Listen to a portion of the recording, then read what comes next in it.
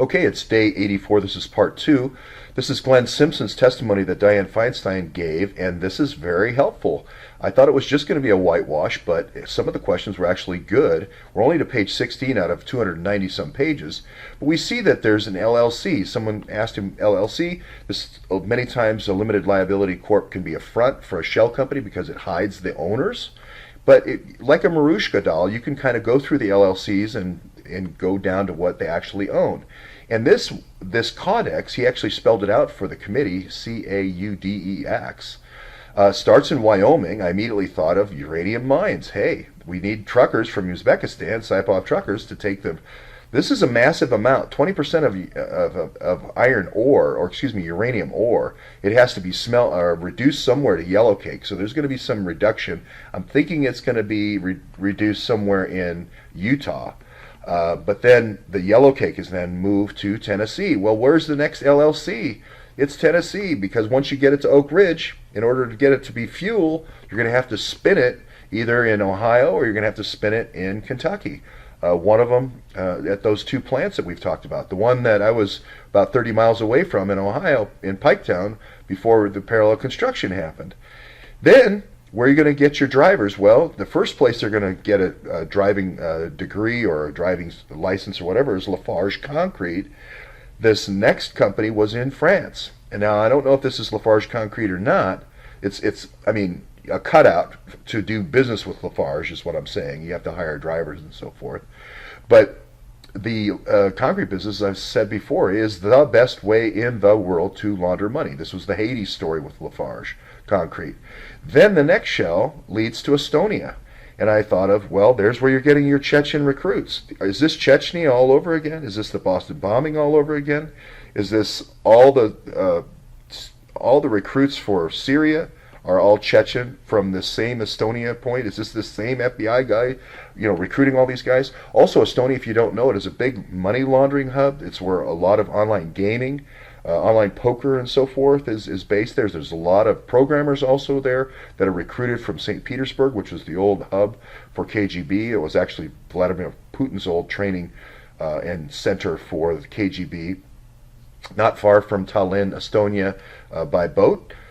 So it's just a lot of, this connection to Russia and FBI connection to Russia really comes together just in one question that's answered here.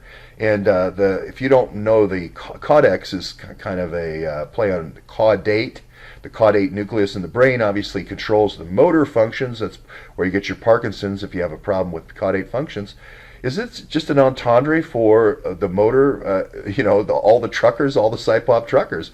Immediately, again, I thought Saipov truckers. So, moving on, someone said yesterday, you don't have this film right, this film. And here's Akhmedchin, he's the guy who sponsors this film.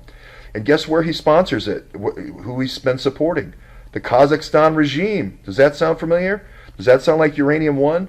Does it sound like Fusion GPS is Uranium One, is the PR arm of Uranium One? It sure does to me.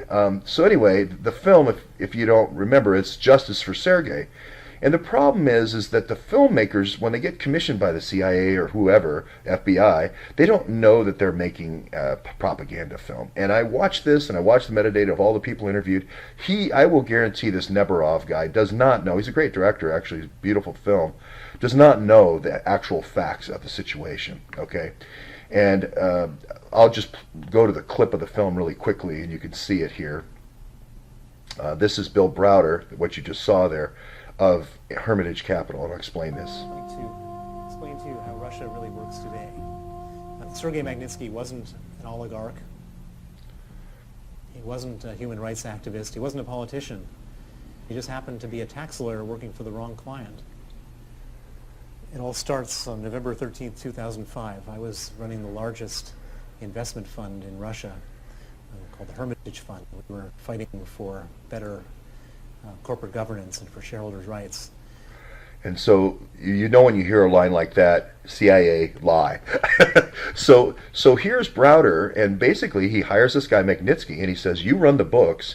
What we're going to do is we're going to transfer all the registrations of all these companies through different police raids during different times as they're making money. Now that we've got control, we're going to transfer all the registrations over to our company, wherever it's going. I'm going to say it's going to be Prevazon Capital, but we don't know that yet.